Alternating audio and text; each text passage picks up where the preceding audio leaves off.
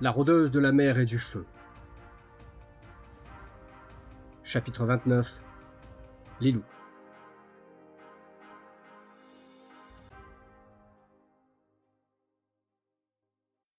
Eridan est émerveillée alors que nous franchissons les grandes portes du négoce. Elles sont massives, grandes ouvertes, et surmontées d'une arche de bois recouverte de larges lianes fleuries où bourdonnent quelques insectes. Les portes donnent sur une vaste place pavée et ornée d'une fontaine où plusieurs aventuriers sont en train de remplir leurs outres sous un jet d'eau claire, alimenté par le lac souterrain de la cité. Contrairement au reste de la sapine, les arbres de l'Aslorien sont savamment taillés pour laisser passer les rayons de la mer Soleil, et il fait ici beaucoup moins sombre que le long du chemin vert. Nous sommes tous heureux de retrouver un ray de soleil chaud sous lequel s'arrêter quelques secondes pour en sentir la chaleur sur nos visages. 2 gardes verts nous accueillent et s'approchent de nous. « Bonjour les loups. Nous vous attendions. » commence le premier d'entre eux. Regard froid et caché sous de profonds sourcils noirs, traits carrés, stature massive, le Goliath qui nous fait face n'a rien à envier à son frère de Maskyria. Bonjour, Akerasès Drektarfis. Je salue également la femme qui est flanquée à ses côtés. Cheveux au burn long tressés et coiffés d'une queue de cheval haute, yeux perçants, épaules larges et taille fine, pour une femme de la terre, la garde vert me sourit. Elle tient dans la main les rênes d'une magnifique et très grande jument à la robe grise et légèrement salie par une expédition récente. « Je vois que vous travaillez toujours en fratrie, » ris-je. « Voici Eridan, fils de Liliane, et Okami, fille d'Orimi, qui m'accompagne dans mon voyage avec la Tarankas et Splinter. »« Xantan, Xantalfille » se présente alors la sœur d'Akerasès. « Je vous en prie, suivez-nous. » Les 2 gardes verts nous escortent à travers la vaste place du marché. Elle est bondée, comme à son habitude. Les marchands aident les passants et vantent les mérites de leurs produits et les aubergistes nettoient leurs terrasses. Au loin, nous entendons les marteaux résonner sur des enclumes, à moitié étouffés par la végétation. Des dizaines d'aventuriers, certains accompagnés d'aînés, se pressent dans les boutiques, réservent des places pour les caravanes du lendemain ou louent leur service de garde du corps pour ces mêmes caravanes. D'autres se contentent de prendre un verre au bar en lorgnant les fesses des serveuses mignonnettes, ou de celles d'Okami. Une jeune fille phénix me pointe du doigt, comme si elle n'avait jamais vu de femme de la mer, ce qui est probablement le cas, les membres de mon peuple sont très rares au cœur des forêts. Et je l'entends demander à sa mère. « Maman, une fille de l'eau! Elle est trop jolie! Didi, d'où viennent les bébés ondines ?» Sa mère pouffe et lui répond affectueusement. « Des coquillages, ma puce. » Je ne peux m'empêcher de lui sourire, tout en la saluant d'un joyeux signe de la main. Le visage de la petite fille s'illumine en agitant haut le bras au-dessus de sa tête. Le changement d'ambiance est impressionnant, y compris pour moi qui y suis pourtant rompu. Dehors, à une centaine de mètres seulement, règne l'atmosphère lourde et pesante de sombre épine, alors qu'ici, l'air respire la fraîcheur, les fragrances fleuries et des arômes des bons repas mijotants. Je perçois furtivement une risette sur les traits angéliques de ma compagne Séraphin, et Eridan semble lui aussi avoir retrouvé de sa vigueur. Devinant sans doute mon regard, il pose sur moi ses iris de miel brûlant en me souriant. Sentant mes joues s'empourprer immédiatement, je détourne les yeux et me rapproche des gardes verts qui nous ouvrent la voie dans la foule. Arrivé devant la salle de garde, à flanc d'un tronc immense, large de plusieurs dizaines de mètres, l'homme de la terre pousse la porte et nous invite à entrer, tandis que Xantan chuchote quelques mots à l'oreille de son animal. La jument boulonnaise, une masse de muscles sous une robe grise, trop lourde pour un chevalier ordinaire mais parfaitement taillée pour un Goliath, hennit et s'éloigne vers l'écurie d'un pas vif, suivi de près par nos montures. Je souris en surprenant dans les prunelles de Xantan la tendresse tranquille qu'une cavalière réserve à sa bête. Nous entrons dans la salle de garde. C'est une vaste pièce creusée à même le bois. Une table ronde, sans fioriture, est placée en son centre et entourée de 5 tabourets. Diverses cartes ornent les murs, ainsi que des portraits. Un râtelier d'épées et de lances se situe au fond, et l'endroit est illuminé par de petites coupelles dont les flammes vacillent à notre approche. Une agréable odeur de pain envahit mes narines. « Quelles sont les nouvelles alors ?» reprend Akerasès, en s'asseyant et en nous faisant signe d'en faire autant. Alors que je m'exécute, je m'aperçois que ma sœur et Splinter ne nous ont pas suivis. Je hausse les épaules. Inutile de la chercher des yeux. Arrakis a horreur des pièces closes, surtout quand elles sont pleines d'humains en train de jacasser. Elles se trouvent sans doute quelque part dans les hauteurs de la ville, à arpenter les toits, à espionner les gens, ou à faire peur à un rongeur qui a le malheur de croiser son chemin. Je lui fais confiance pour ne pas s'éloigner. Je mets un terme à ma digression mentale et réponds au garde-vert.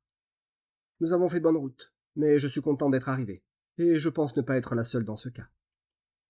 Eridan et Okami acquiescent de la tête. Je lis sur leur visage le même soulagement discret que je m'efforce parfois de ne pas afficher sur le mien. Oui, la traversée de Sombrépine a été éprouvante, dit la mage de l'eau. Je l'avais déjà fait il y a quelques années, mais je ne me souvenais pas que cela avait été si oppressant. Plus les années passent et plus le poids de la forêt s'accentue. C'est à croire que les sombres bêtes qui la hantent croissent chaque jour pour en grignoter toutes les onces de lumière, dit Xanthan d'un air lugubre. Nous allons de moins en moins en son cœur. Les sentiers des rôdeurs sont les seuls encore usités ces derniers temps, et les chasseurs disparaissent lorsqu'ils osent en sortir. Un terrible mal ronge la région. Oui, continue son frère de sa voix de roc. Nous faisons de plus en plus appel à des guildes d'aventuriers pour en repousser les Kulukage qui sont, eux, de plus en plus envahissants. Je suis en poste ici depuis un peu plus de 10 ans maintenant, et je n'ai jamais adressé autant de requêtes que cette année. Il y a quelques semaines, nous avons dû faire intervenir des aurores. Les 3 chasseurs ? Le coupai-je. Nous les avons rencontrés ce matin. Ils vous ont dit que la reine des araignées sabres s'était échappée ? Oui. Ils l'ont traquée jusqu'à la vallée du parc, mais sans résultat. Le Goliath tape du poing sur la table. Un gobelet de terre cuite qui s'y trouvait roule au sol et se brise. « Et elle reviendra !» crache-t-il. « J'en suis sûr. Ces saloperies ne perdent rien pour attendre. » Un silence pesant s'installe, que personne ne s'empresse de combler. À côté de moi, Okami a posé les mains à plat sur la table, les yeux rivés sur les débris. Je pense aux personnes disparues que Xanthan a mentionnées, parties dans la sapine, avalées par elle, sans laisser de traces. Une image fugace me traverse l'esprit. La forêt qui se referme sur quelqu'un comme une gueule. Je la chasse aussitôt. Sans doute, dis-je après un moment. Mais pour aujourd'hui, nos préoccupations sont tout autres. Nous repartons dès demain, au petit matin. Aussi, j'aimerais abréger cet entretien, sans vouloir vous vexer, mes amis, pour aller nous ravitailler et nous reposer. Nous vous avons déjà réservé une auberge pour la nuit, dans le quartier, nous indique la femme de la terre. Les aigles nous ont prévenus de votre arrivée dès ce matin. Tout est prêt. Bien, merci de votre aide. Si vous n'êtes pas de garde ce soir, passez donc nous voir à l'heure du dîner.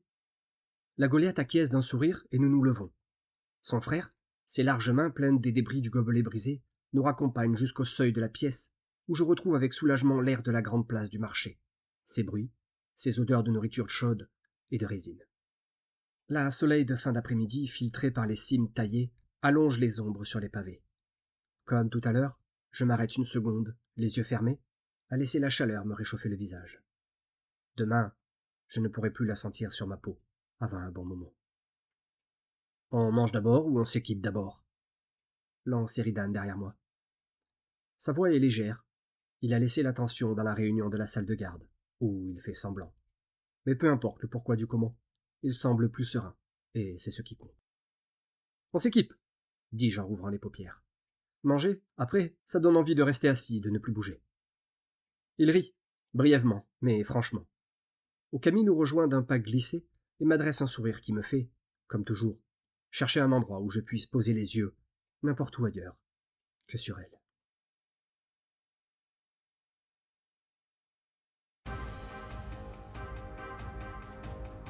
Encyclopédie des savoirs anciens. Les noms de filiation.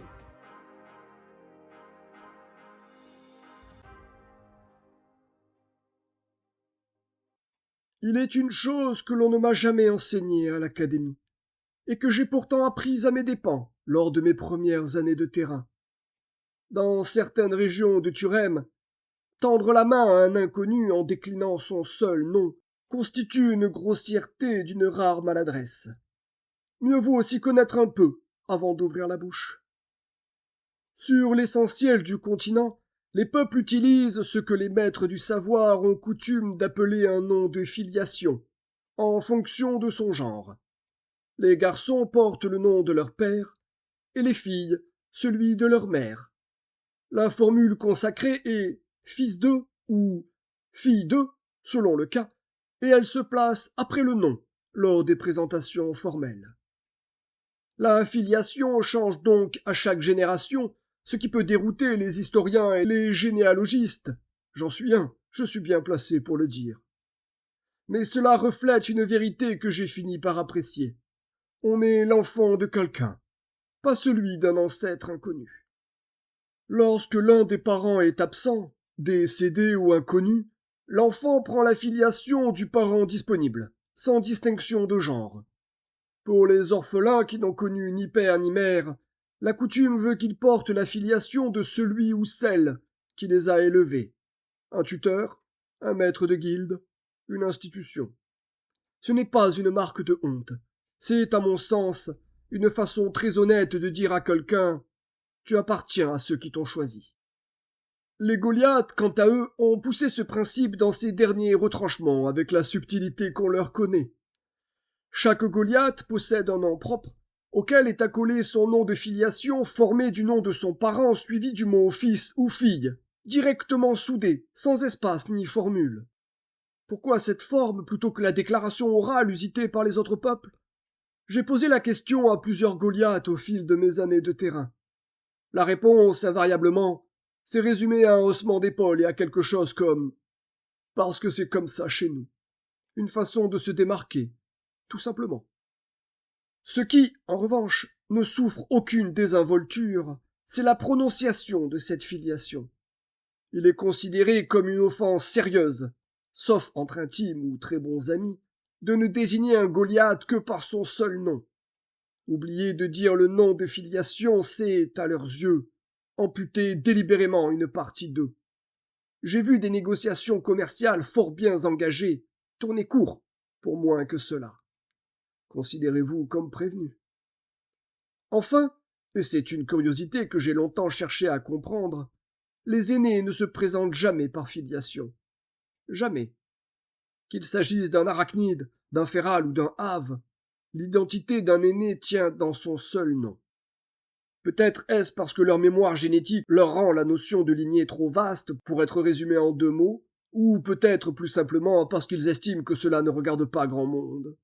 Ayant côtoyé quelques-uns d'entre eux au fil des années, je pencherai volontiers pour la seconde hypothèse.